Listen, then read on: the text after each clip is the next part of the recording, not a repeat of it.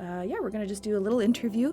We're going to be taking questions from the chat, but I already have some questions prepared, but whatever questions that I see in the chat, I'll try to ask as well.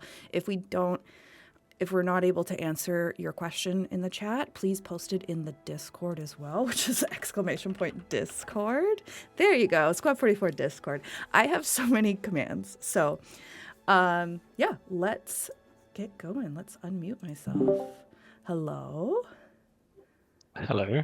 Hello. How's it going, guys? Pretty good. All Yeah, not right. bad. Cool. All right. So first we're going to you guys can introduce yourselves, and then I'm going to just go into the first screenshot that I have, and then we can just sort of talk and chat and all that fun stuff. So who wants to go first? I'll do it. Okay. Yeah, so McDuckSauce, assistant level designer. I've been trying to do level design since Company of Heroes 2, but I was very bad back then. And somehow when Squad 44 SDK came out, I made 2 maps, Long Samare and Cagney, and somehow Longest Samare to this day is still number 1 in the workshop. I have no idea how. They're not that great, but people love them for some reason, and for that I am where I am today. Cool. Very cool. Chris, do you want to go next? Cool, yeah. Hi, I'm Chris. I've been mapping for a long time. Started out on games like Combat Mission. Always enjoyed doing scenarios and maps. I learned Unreal 4 mapping on a game called Days of War, which was a little indie World War II shooter, like David Feetsource kind of thing. And then, yeah, picked up Postscriptum when the SDK released, and yeah, here I am. Cool.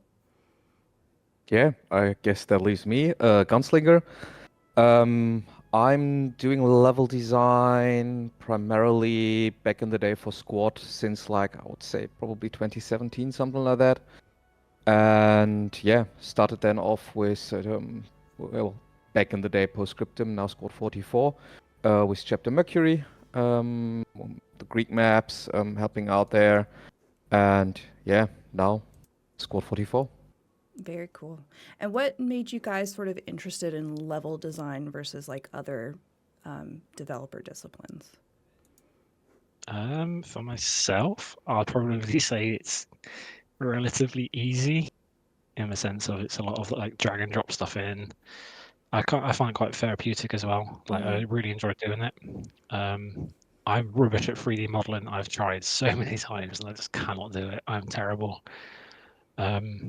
But I like looking at the aerial reconnaissance and photos from back in the day and trying to create a map out of them is just awesome to actually see it come to life in front of you. That's why I do it. Cool. Yeah, I think in a similar vein, I gave 3D modeling a try and things like that. I've always been interested in film and photography, and I've always enjoyed building scenes. So I kind of found that with, like Doug says, found it quite therapeutic. I've always appreciated like environmental storytelling when I've been, walking through a random village in a game, and I like seeing props placed, and you think, oh well, that's someone put that there, and that's there for a reason, rather than placed just for cover kind of thing. So yeah, that's kind of where it comes from. Cool. For me, it's like I'm a hardcore gamer. I played so many games, many online games, shooter games, and oftentimes when I was really into a game, I felt like, oh, there's something missing. You know what I mean? It's like you're playing the game, you've seen the maps, you have good memory of the maps, so you know the game, you know the maps and everything. And then you start wondering, like, okay, how cool would it be if you had a map there, or in this location, or whatever? And that's what sooner or later led me into starting level design, also for other games in the past, but then also mainly starting with Squad. What annoyed me back in the day about Squad was like that the theaters were so limited. So you had the Middle East, you had the East Bloc stuff, the wider Middle East, like different areas in the Middle East. a little bit Norway, now, like later, a little bit Canada. But for the main part, it was all very Eastern or Middle Eastern. And I felt like, okay, I want to add something to that. I want to have a more Western environment. I want to have a European or maybe North American environment in the game, because I think that would feel really cool. And that's what drives me to deliver different theaters of operations to the players. Very cool. Okay, let's start showing off these images of Iwo Jima. Oh, here we go. Here it is. All right, I'm going to turn off this beautiful flag. All right, everyone close your eyes. Imagine here we Iwo go. Jima. So first look at the beach. So as we're talking about these, just sort of so I think the way that I've ordered these images are sort of, we're going from the outside, I think we move into the airfield, and then we end at Mount Suribachi. So we're starting at the beach here. So when approaching Iwo Jima, like, how did you approach sort of treatment on first creating the map? So the first creation of the map is like pretty straightforward. You try to get any kind of elevation and height data from whatever source you can officially get it. This is something we managed, but it comes with a caveat. The caveat is that you do not get digital elevation data for Iwo Jima in 1945. You get elevation data for Iwo Jima in the 2020s. And it's super different. Like, it's still more or less the same shape of the island, more or less. Right. But yeah, it's like the island is growing. It's growing by like 20 centimeters per year because it's volcanic. Yeah. There has been entirely new fields added to the island over the past 80 years. So like the appearance of the island changed drastically in the last 80 years. So having elevation data from more or less today is only half of what you can start with. Then you have to start looking at area reconnaissance photos and have to be like, okay, this coast part looked entirely different back then. So we have to hand model it to look more like it is supposed to look like. Right. That's where you start off, yeah. And I believe you mentioned that the beach, I'll go back to the image of the beach here if I can. Oh, no, I can't. I'm going to. The beach is quite large, right? So Yes. Right now we have, just in comparison to Utah, how much bigger is it than Utah? Very beachy. Yeah, so it's a lot deeper Okay. compared to Utah. It has a lot more elevation, as you can tell from the picture. Like the back end of the beach has a lot more elevation going on. It's rising a lot higher. Let me just make this full screen for everybody here.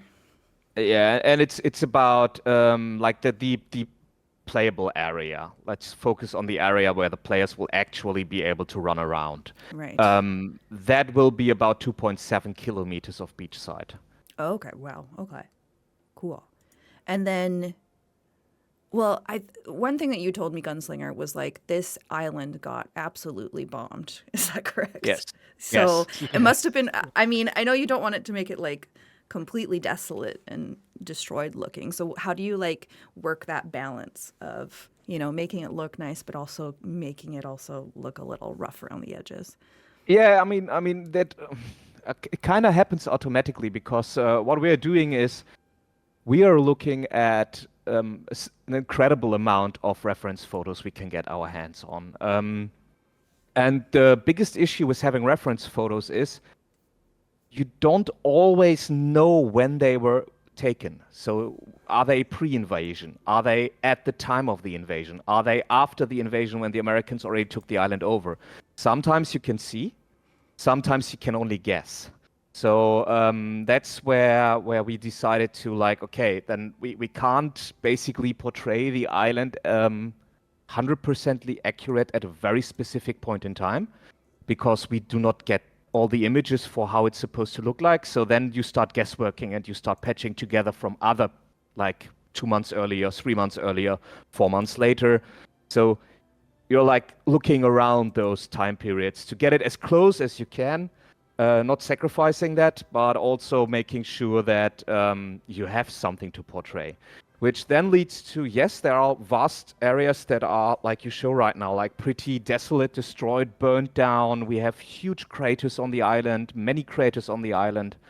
But also, Iwo Jima is a lot greener than people think or people know from Hollywood movies. Like if you're watching any kind of mainstream media Iwo Jima, you're usually just seeing black sand, rocks, and that's it. That's Iwo Jima for them.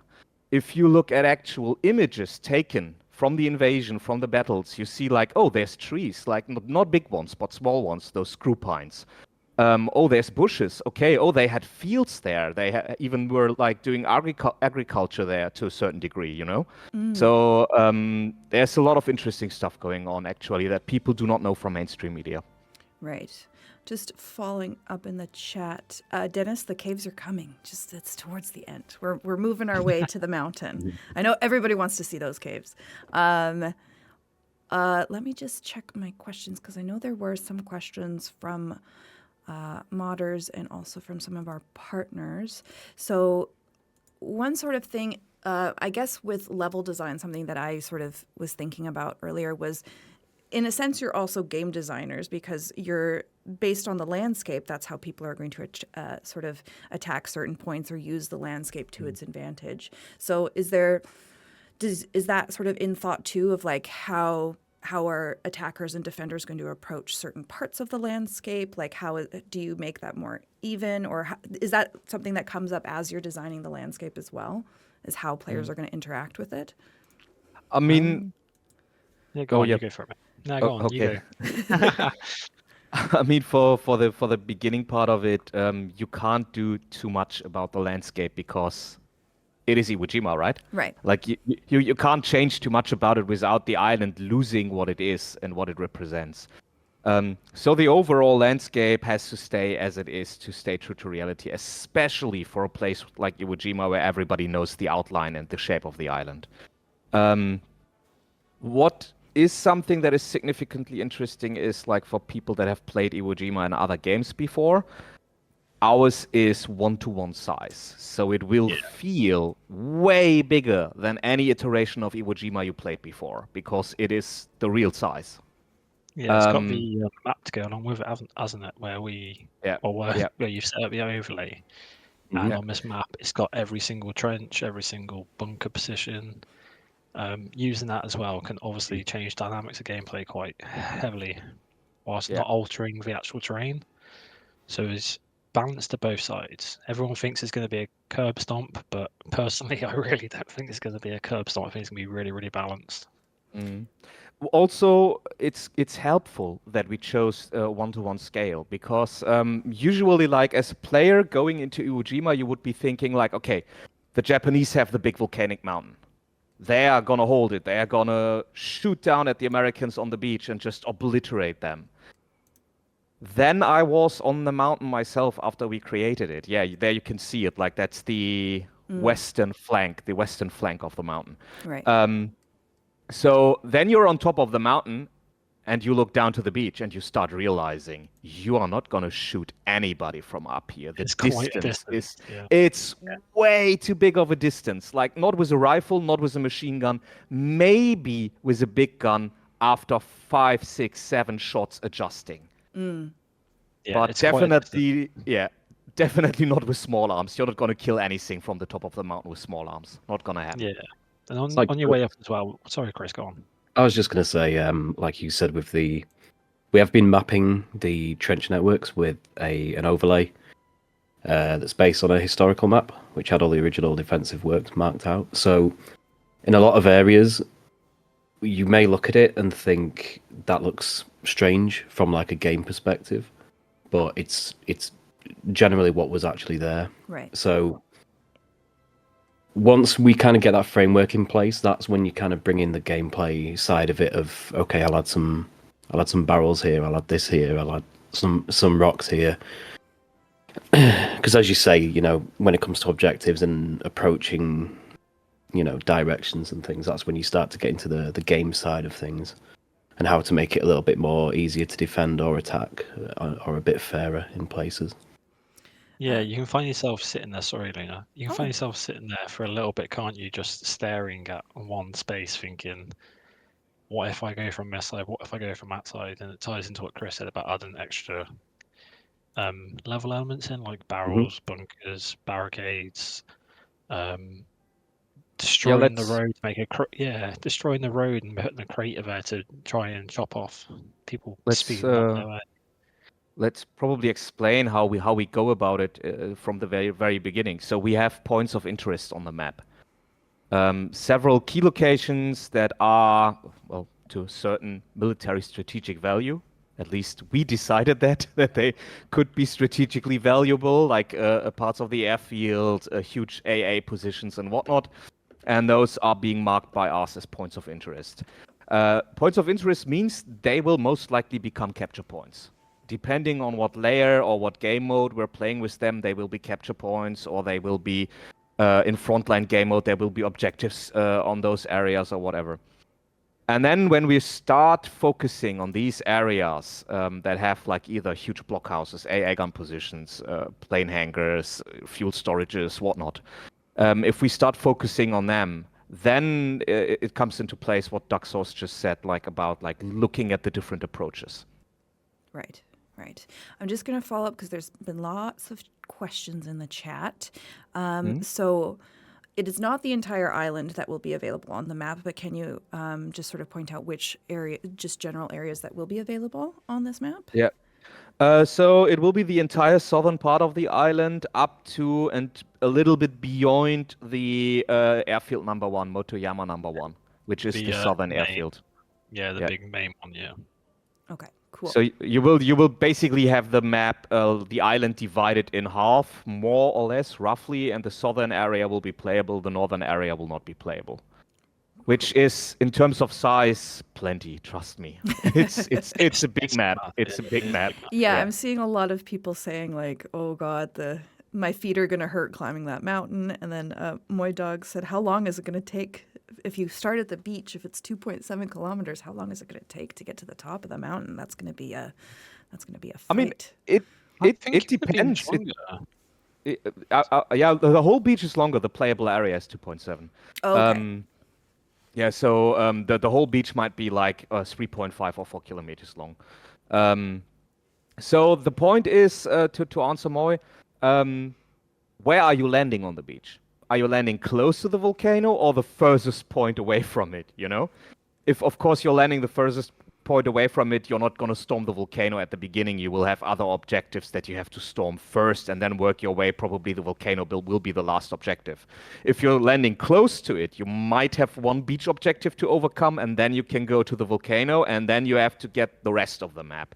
But that's all gameplay layer. That's gameplay layer stuff. It's ping pong around from cap to cap, isn't it? Like any other squad fight format, where you start off at the very corner, don't you? And you gradually work your way through. I think you realise you probably get there a lot faster than you think. When you get up to the base of it, when you turn around, you're like, wow, we just came all this way up that beach, all the way through all this devastation, and now we're trying to climb this huge mountain.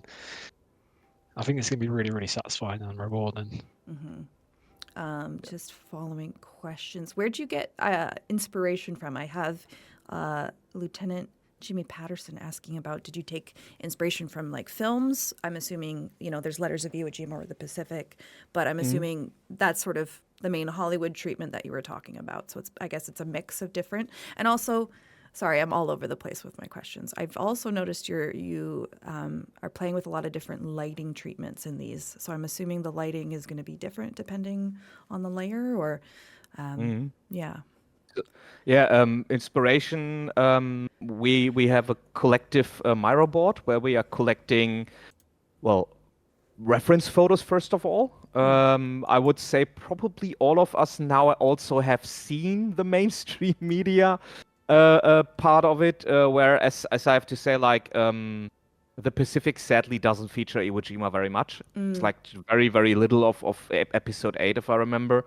So you don't see a lot of the island. Letters of Iwo Jima, of course, is a big one. Flags of Our Father is just in the beginning. Of course, we watch those. Of course, we get inspired by those to a certain degree, however.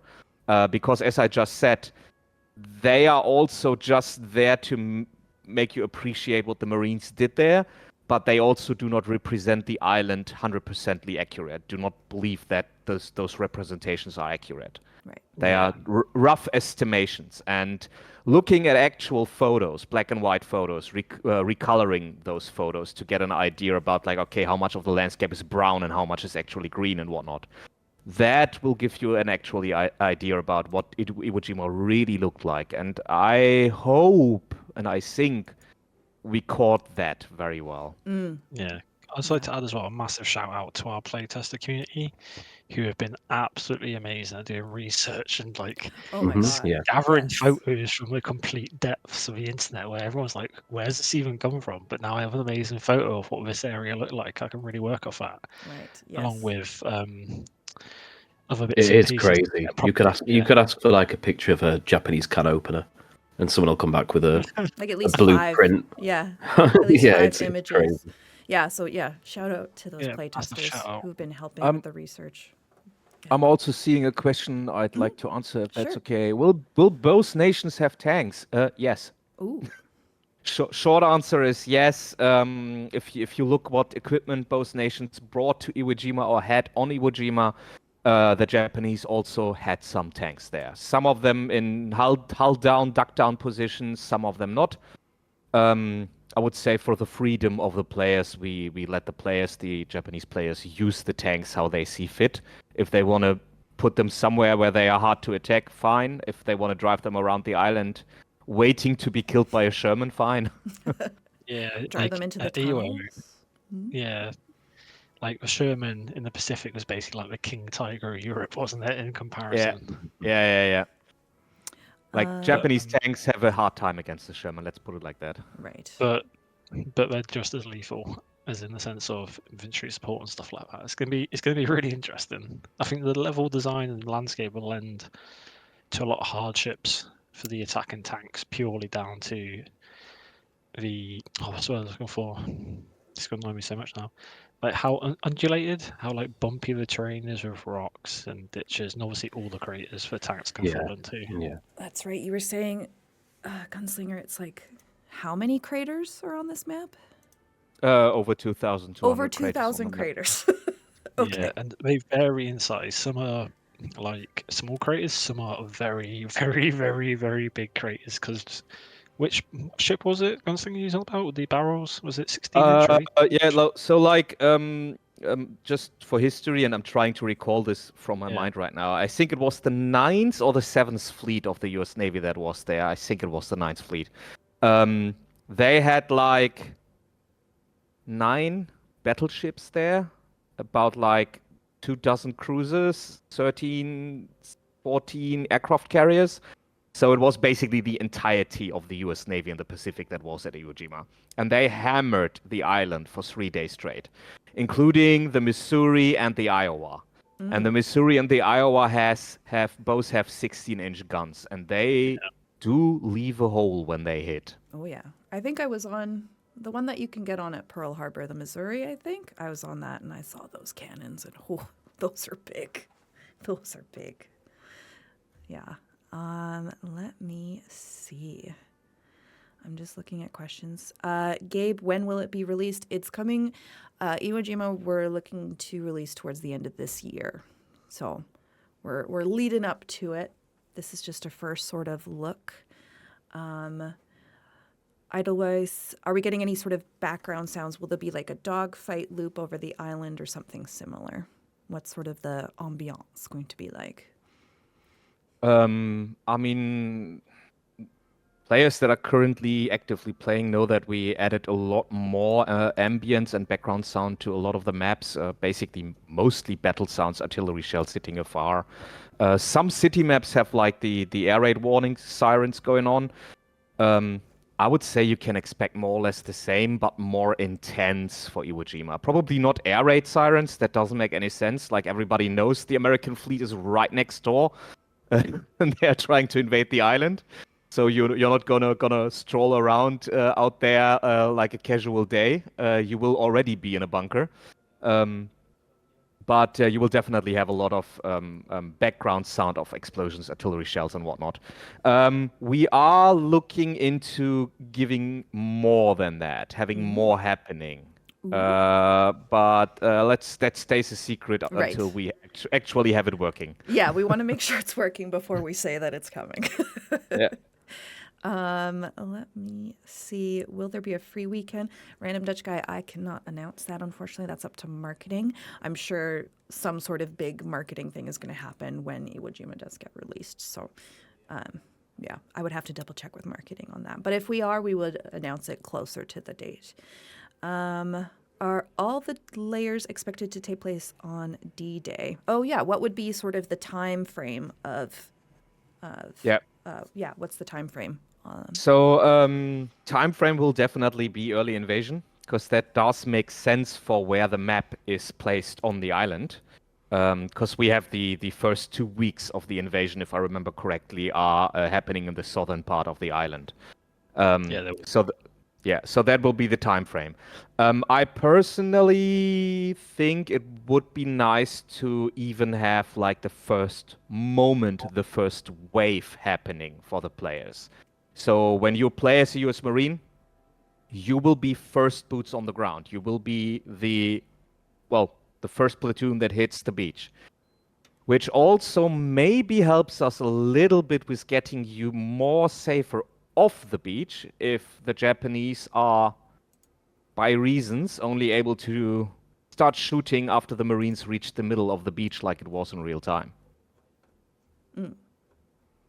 Yeah, so I think the commander there, he said like, basically wait. They let him come up like the sand berm off the beach.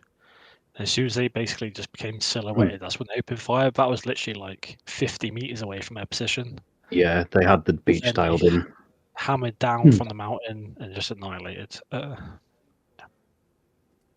Cool. Moy Dog in the chat, can we talk a bit more about defensive emplacements? Some maps have things like AT guns at the start. Do we get to tear into the Marines right out the gate with MGs? Or do things need to be built up? As it's an invasion map and the Japanese are definitely defending, it would make sense for them to already have pre-placed guns ready to be used at any time. Given not all of them will be operational because the island got hit 3 days straight by the Navy. So you will have, you will definitely have gun positions where the gun is basically a smoking scrap heap. And you will have gun positions where the gun is still operational, and you can directly use it as soon as the timer ends and the round starts. Yeah. Cool. Just showing off is this a bunker, I'm assuming? That's a machine gun bunker. Yeah, Machine that's gun a bunker. usual machine gun bunker. This specific one looks out as you can. If you squint your eyes through the slit, you can actually see the fleet out there. I can actually see an Iowa class battleship on the left. Yeah, you just squint your eyes. But yeah, this one, I think it's like roughly middle down the beach.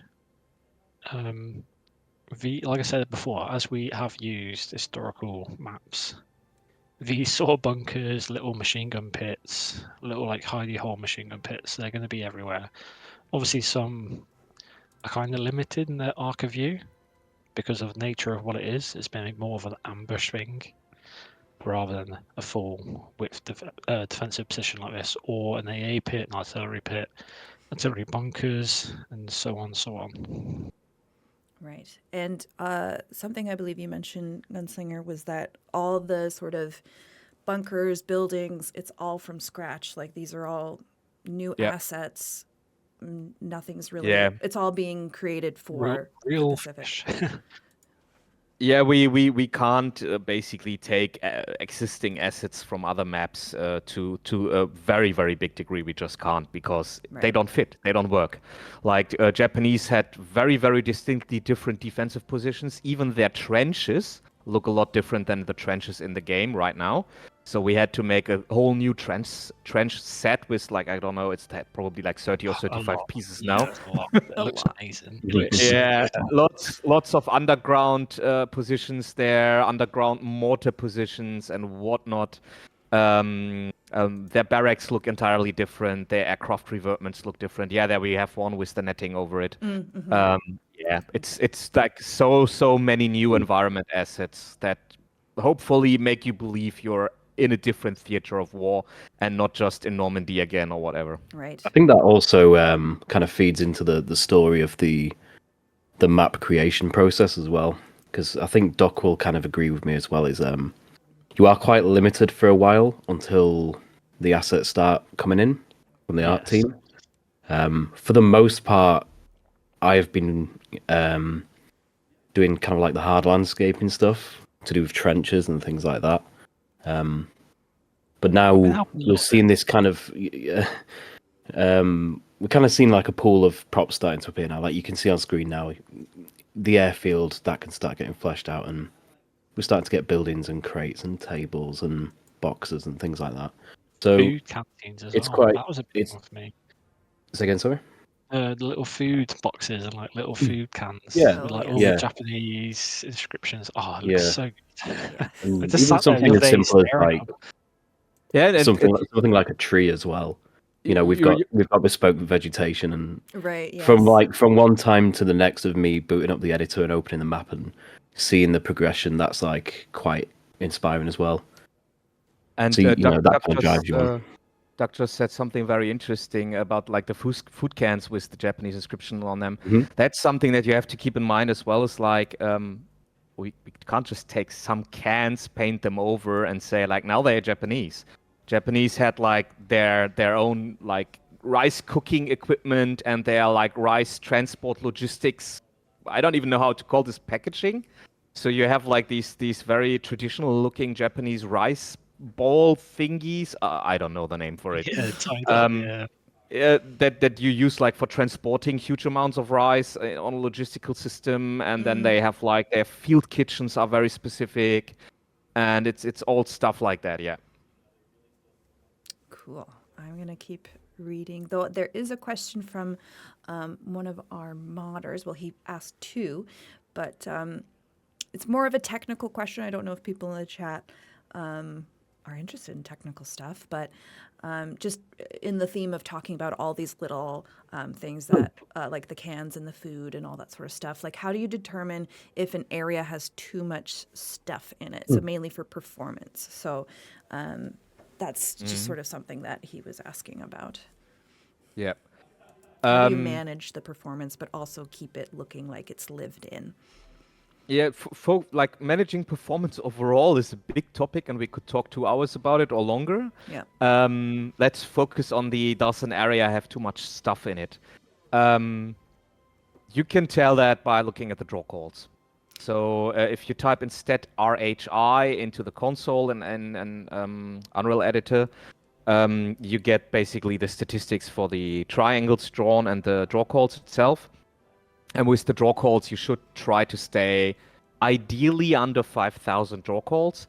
If you're way above 5,000 draw calls, you should start doing optimizing in terms of culling, distance culling, occlusion culling, trying to merge your meshes, trying to reduce material count. Basically, just read up what draw calls are, and it will be self-explanatory how to reduce them. Yeah, for myself, I think obviously coal distance. You get coal distance volumes. You can set it for like different size objects and whatnot.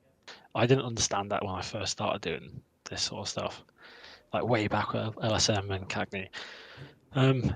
So I'd set them to like if it's inside the house, and I think, oh, no one outside this house is going to see this from 50 meters away. I'll just sell it to like 50 meters.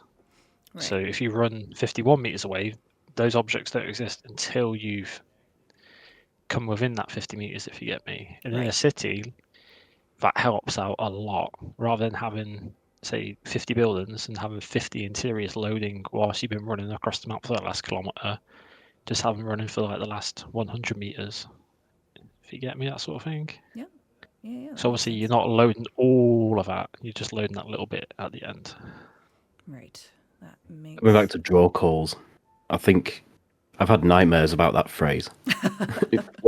when I was working on the prefabs for the house interiors, that was something to really keep in mind with the house interiors when we did them on the chapter 1 maps. because I could have put like 500 props in every house and made it really lush and decorated. But like Gunslinger says, like everything you add, that's another draw call, for a static mesh or a texture material. So with that, I had to basically make a call of I would just do one in so many houses, and in rooms I would do X amount of props. Go for kind of like the big hitters, like tables, sofas, rugs, cabinets, Right. that kind of make it feel fleshed out. But then what you don't want to do is you don't want to trip up the gameplay. You don't want to restrict players to movement too much. Right. I spent a lot of time, moving props around so that the flow of the rooms wasn't interrupted too much and things like that. So it's kind of just a balancing act. I definitely like put props in and then deleted them, in an effort to kind of keep the frame rates going. Right. To build upon that, I think it's about depth, isn't it? If you go into a place and there's depth as like a table, a wardrobe, a bed, like to me that's big items. It's quite a bit of depth. Yeah, And you can accent it a little bit with little items to make like a little tiny story in there. Like the guys or whoever it was, their house, they've just had like a coffee on the side, my newspapers left on the table or something when they've left, or the chair's been knocked over, or the table was on its end. It's just those little bits that add a story as well, which add quite a lot. Yeah. Right. Yeah, totally. I'm trying to keep up with the chat as well here. Did we reveal what Marine Division is going to be on the island? I think we did, right? I mean, you can look at Wikipedia. It's just the what's the name? Just tell me, please. I forget. Please, if I remember, it's the fifth division that is the main division that was on the invasion. If I remember correctly, because I'm not setting up the factions, Right. I'm doing the level. Right. Yes. Yeah. We just do buildings here. When we get the faction stuff, we'll definitely have to do a faction stream where we reveal the kits for each of the factions. Yeah. Well, that's the next one, maybe. I also see another question about view distances and the amount of fog that we're gonna have. Yes. It will be lighting dependent. So far, there is no lighting layer with massive amounts of fog.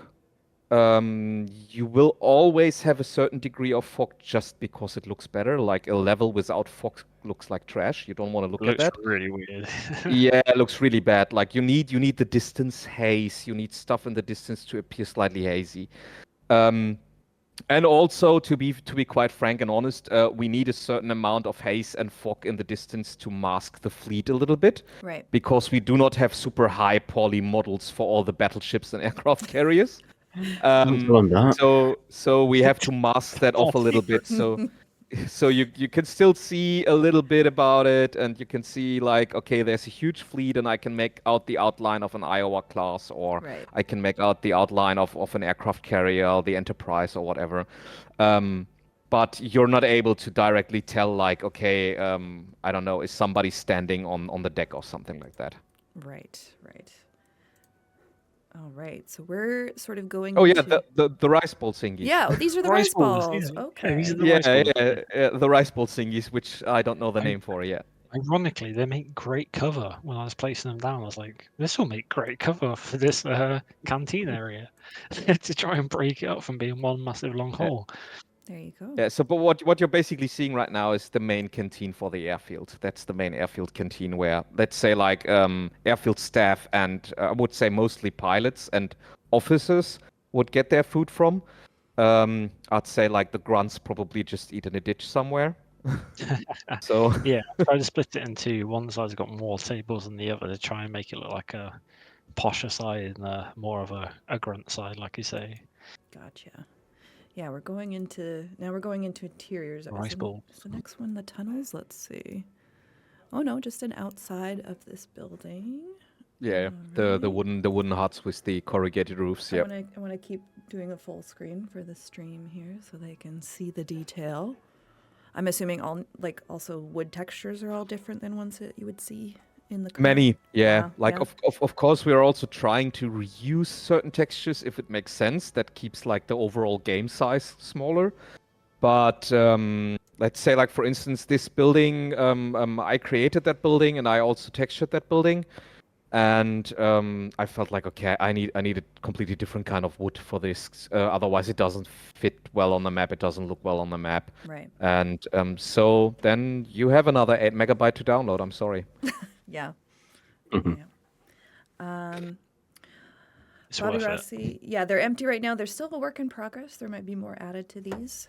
Oh yeah. Oh yeah. This is just, Like- this is the preliminary, Yeah, it's the idea of getting like the basic in, Yes. and then building upon that to what becomes actually And viable. it's shall I say? Yeah, and I would even say it's not just that. For me, it's also important to keep in mind it's not a museum. We are not building a Iwo Jima museum for you to Right. walk around and marvel at. We are building a big sandbox for you where we want you to play in.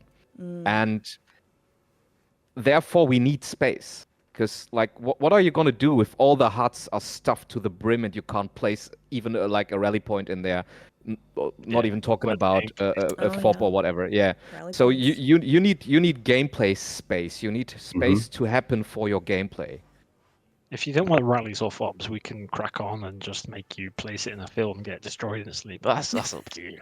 Yeah. And we know how much you guys love placing all that stuff indoors. So there has to be certain space for it indoors. Right. Yeah, They've got but it's plenty also trenches to choose from.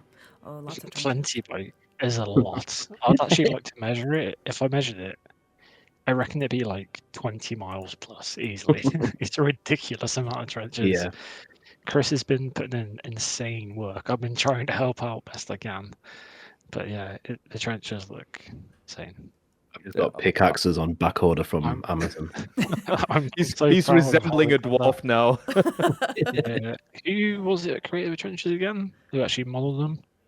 Taito modeled the Yeah, trenches. he's done an insane job. Like, Yeah, they look absolutely great. insane. Yeah. Shout out to Taito. Great trenches. Great trenches, Taito. We just shout at everyone else because they're doing all the work for us, and all we're doing is, yep, there you go. It's a team effort, you guys. Everybody Yeah, it plays really their is. part. All right. That is an interesting, very, very, very quickly, Sure. when you mentioned the whole team thing, that is something I wanted to kind of mention as well, is like, it's really, like, from our perspective, it's really interesting to kind of work and see the rest of the team working kind of in the background, because like I said earlier, every time you come on, like, there's new things to put in the map, there's new things appearing on the map, there's new trees, there's new bushes, there's new this, there's new that. Like, a lot of the time I do get imposter syndrome a little bit, because there's just so much talent in the team. It's like Yeah. it's amazing. So like, I find that like really really kind of inspiring to, you come on and you think, oh yeah, these guys are cracking on doing this. So then I get the pickaxe out again and dig more trenches. Just keep digging trenches. But no, it's really cool to, like, just as a player and as like a fan of the game, it's awesome to like see from that side as well. Yeah, totally, for sure. All right, we're coming to our last 4 screenshots, and these are all in the tunnels, I'm pretty sure. So here we go, the tunnels. Ooh. This is, I believe, one of the big rooms in the tunnels. Yeah, but that's closer to the entrance even. Like, it's a larger room closer to the entrance. Well, to one of the entrances, to put it like that. Yeah, let me maybe talk a little bit about what's going on with the tunnels. So it's very, very impossible to get any tunnel reference for Mount Suribachi itself. Right. At least for us and our Japanese-speaking researchers and whatnot, we were just able to get from other parts of the island, but not from Mount Suribachi. A lot of them are closed off. Yeah. The issue is that Explosive supposedly we heard nobody has info on that because nobody is allowed in there even today because Right. it's all prone to collapse because the mountain got hammered so much. Right. So we basically just looked at how many tunnel references we could get, realized the tunnels would be way too small to have actually good gameplay in them because the usual tunnels would be about 1.50 meters high or something like this and probably like 80 centimeters wide. So the gameplay inside of them would be absolutely horrendous and terrible. So I basically made the call and said, like, okay, we need tunnels that players can actually freely move in and have gameplay happen and can take cover in and whatnot. Because otherwise you just have a long death tube, like a sniper at the end of it, and it will be zero fun. Right. Yeah. So now we have like a very, very elaborate, multi-layered tunnel network inside the volcano, Yes. which you It's gonna partially see be on the screenshots. Yeah. it's Yes. gonna be very interesting. I'm excited for these tunnel fights, and I'm pretty Yes. sure.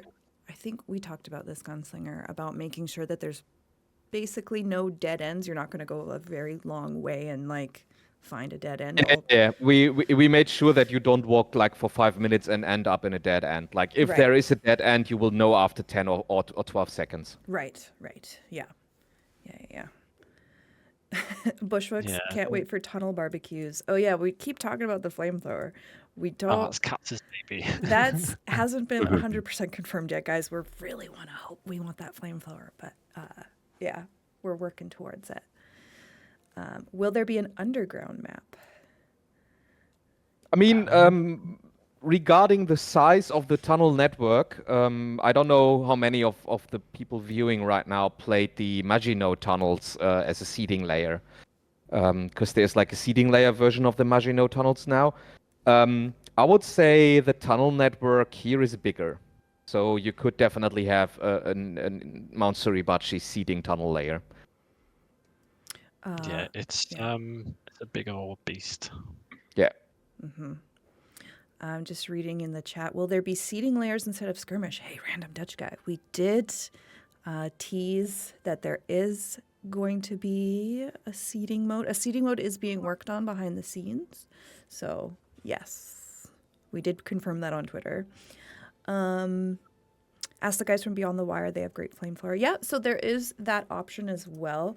That's one thing about having multiple off-world titles is we could use stuff Borrow. from other games as well. I think we've already ported quite a few Beyond the Wire weapons in. Yeah, but yeah.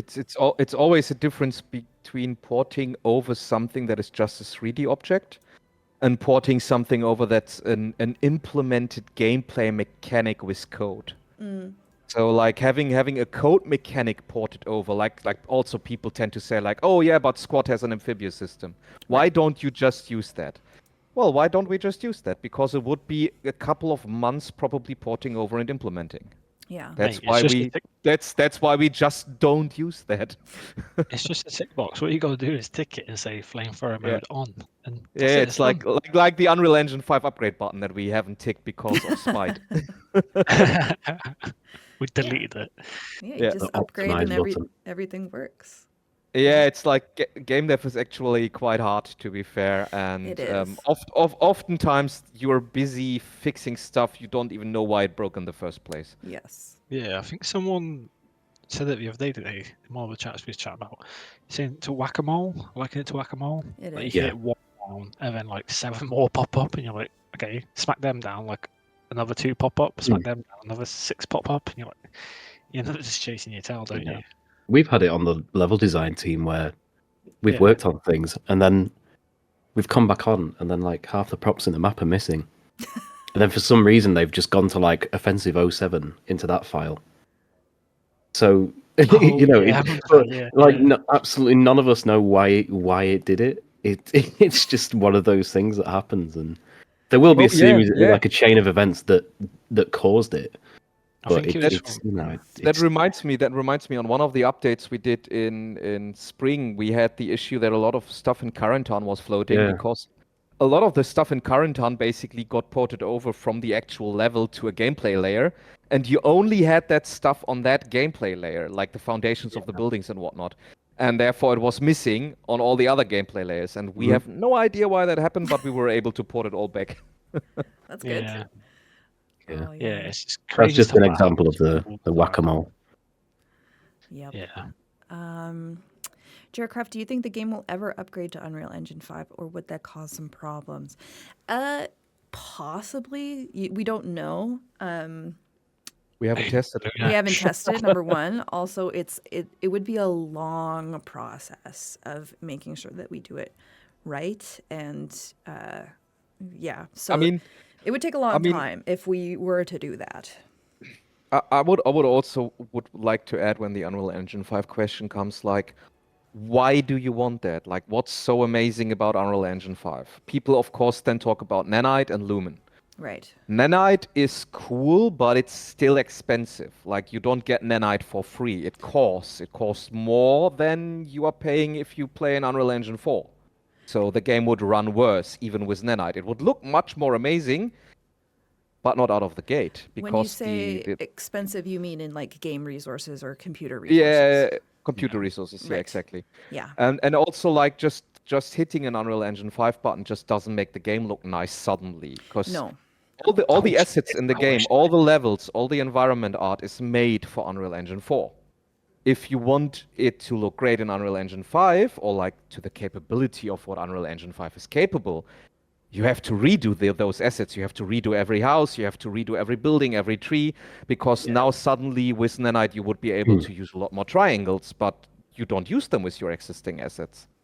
So yeah, it's like it's not just upgrading the game. You will get a little bit of Lumen for that, but Lumen is also more expensive.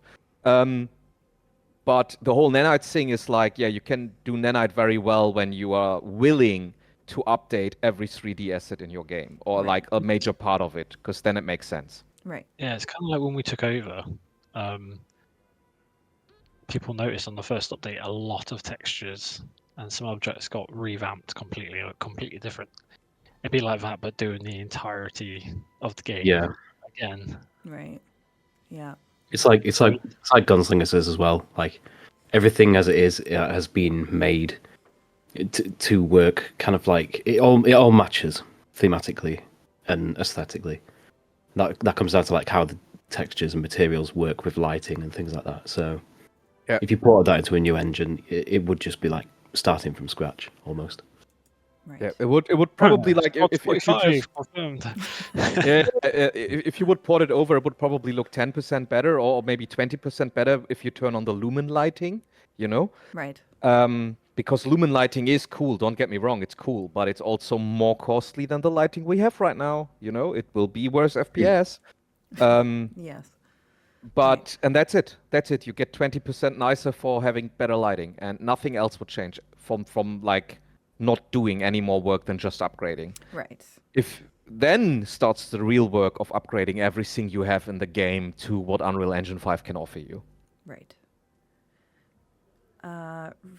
Looking at the chat here, Husky and a lot of code will be needed to fully redo as well. Yes, It sounds like a him correct. problem. Yeah, that's your problem, Husky. Yeah. Or Husky. Will the admin tools or other changes come after? They should be coming with the Pacific update. I think that's the goal. If there's any But other then changes, they're I'll not let- tied to it necessarily. No, they're not right? necessarily tied to it. That's kind of like the general goal is they would come with the Pacific update, but it not guaranteed. I'll let you know if things change or when they are coming, and you'll see it all in the change log for sure. Will we get anything like bonsai charge mechanics for the Japanese forces? I need to double check. I know Chuck has been working on like the melee weapons for the Japanese forces. Yeah, but I would like to differentiate. The Japanese, of course, get certain melee weapons, where I won't go into further detail. Right. But if we want to keep the game consistent, you're not getting one button you can push and then your character just starts running super fast and screaming. That's Right. not gonna happen. Right. If you want to run and scream, you got a microphone, you got a headset. You can do that. Start screaming, start sprinting. Be your own Bandai charge. Yep. Be I the think bonsai. in reality I think they were actually ordered not to do any kind of bonsai charges on as well. Iwo Jima at least they ordered them Yeah. not to. In like Oh. in the early stages of the battle, they were kind of ordered to take 10 American soldiers for every Japanese soldier. That was kind of the mantra. Okay. So yeah, not saying that didn't change towards the end as things got desperate. Right. Keep. Allies USA, do we get weapon showcase today? No, not today. This is just sort of level design focus, seeing what Iwo Jima looks like. I will go through this presentation one more time because this is the end. This is the last slide I have. So let me work my way back so that people joining now can also see what we've shown off. I think people will feel and play a very, very different game compared to what you used to in chapter 1, 2, 3, and 4. Obviously, they're made in Europe where everything's agricultural, everything's very flat. There's little towns dotted around here, there, and everywhere. Whilst this is it's an island. It's a case of, look, we need to defend this to the last man. We need to hunker down, sort of thing. So like, the trenches have been mentioned, the tunnels, the landscape, the shelling, the craters. I think it will come when you get off the beach. I think the fights will be very, very close and very, very violent for very short periods of time, if you get me. I mean, it will go quiet and you'll go like 100 meters and then it'd be completely violent again. So it's like very, very different. There's a lot of destroyed, burnt out, bombed out ground that's filled with burnt out vegetation and craters that is intersected with trenches and rocks and things like that. So there's going to be points where you're just going to be bogged down in the thick of it and hell is unleashing around you, that kind of thing. Right. Yeah. Because like you use your trenches in chapter 1 and yeah, you can get down your trench line with your hedgerow down your side and you hop out your trench and you capture your point. Whilst this is going to be more, you're going down your trench, but this trench now goes into 3 trenches and that trench now goes into like 4 trenches. And before you know it, it's just grenades thrown everywhere. I feel like that's what it's going to be like. As soon as you get off the beach, it's just going to be carnage on both sides. Yeah. I'm surprised no Definitely. one has brought up gore in the chat. I feel like every time I have a stream, people are like... There will be a lot of gore. Just looking... Not to mention, obviously, how can I say it? The ships offshore and the guns inland. I reckon there'll be a lot of gore. Right. Yeah. Can we can talk about the call-ins, right? Because they tie into the island. We should talk about the commander call-ins for sure. Yeah.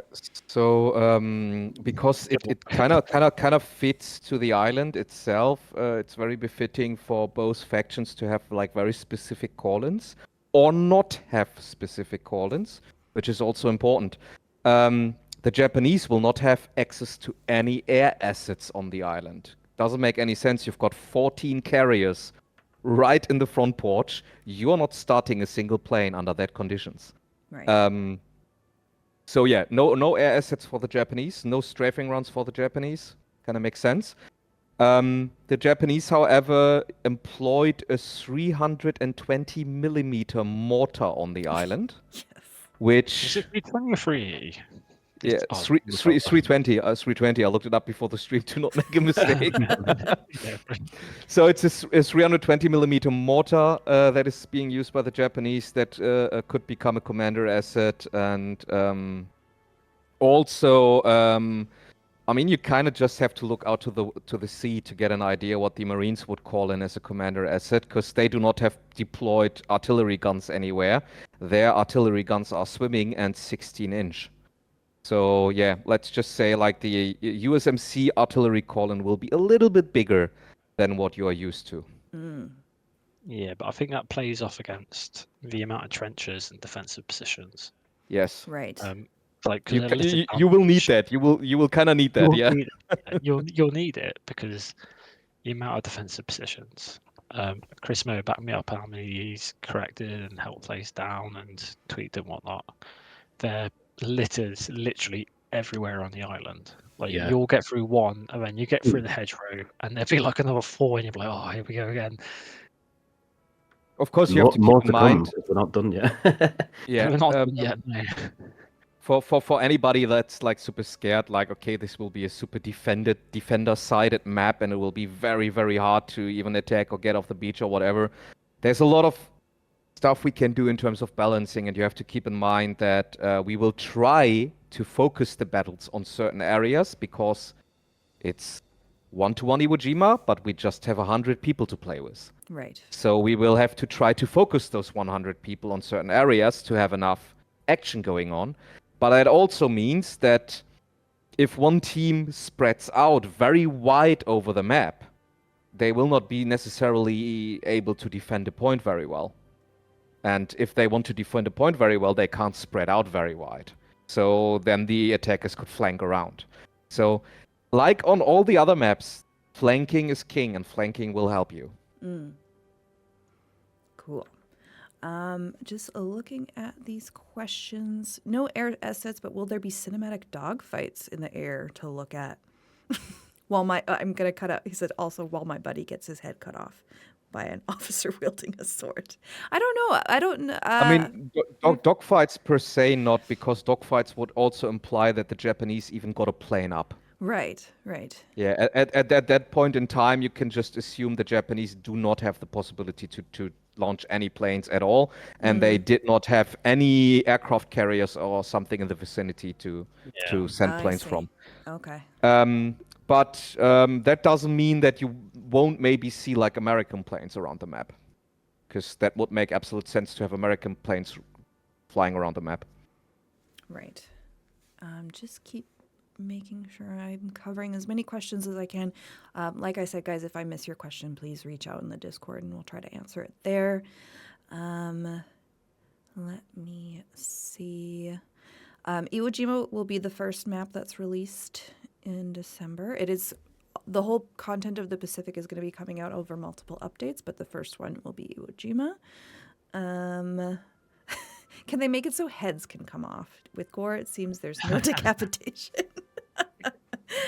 That's not something that I don't think the level designers can answer that. So bloodthirsty. I know. Not my department. Yeah, not their department. Decapitation is not their department. I'll pass that along though. Let me see. I just want to make sure I got everything here, but I think that's pretty much it for what we have to show today. If there's any more questions in the chat, say them now or say them in the Discord. Was there any sort of final thoughts that you guys wanted to share about Iwo Jima?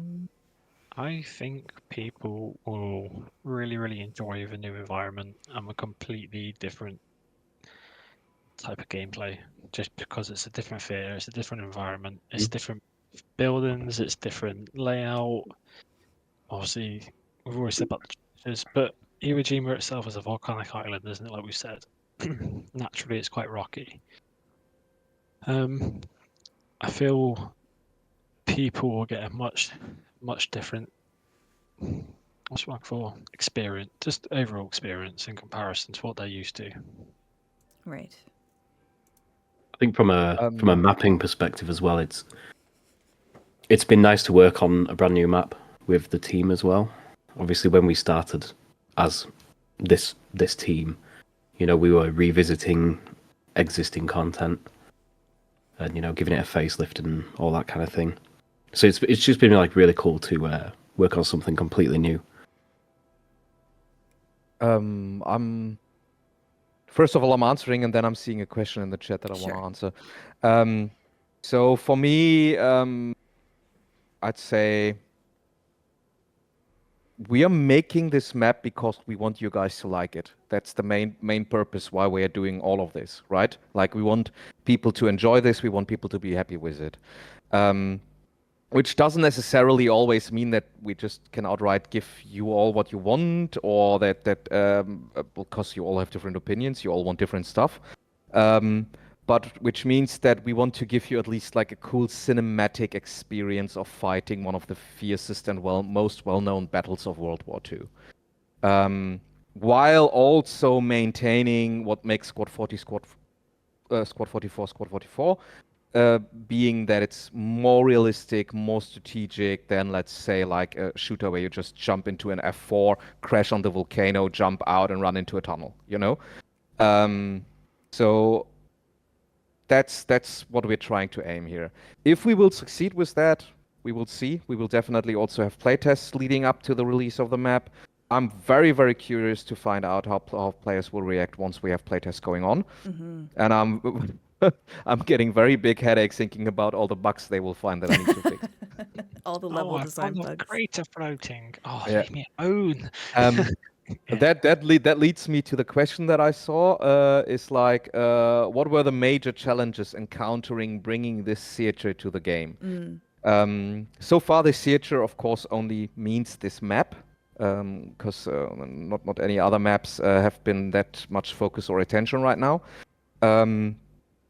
One big challenge is that this map in particular has a big mountain in the middle of it. Well, in the southern part of it, but it's a centerpiece nonetheless. Which means that you guys all want to run up that mountain and you want to watch and look around. So we have to deliver you a worthy view from that mountain that also still feels good, feels right, and not cheesy. And that's a difficult one, because that's a long view range, making sure that you can't abuse that position too much for like artillery spotting or whatever, while also giving you some benefit when you're on top of that and sticking your head out. So yeah, Chuck. that's a tough one. Chuck is leaking in the chat. Of course, Chuck is leaking. Yes, Yeah. this flag does have all the developers' names on it in kanji, but it's backwards, right, Chuck? Yeah. And In terms of map size, I can probably answer the rough size of the map is 5 by 4 kilometers, but a lot of that is water. Right.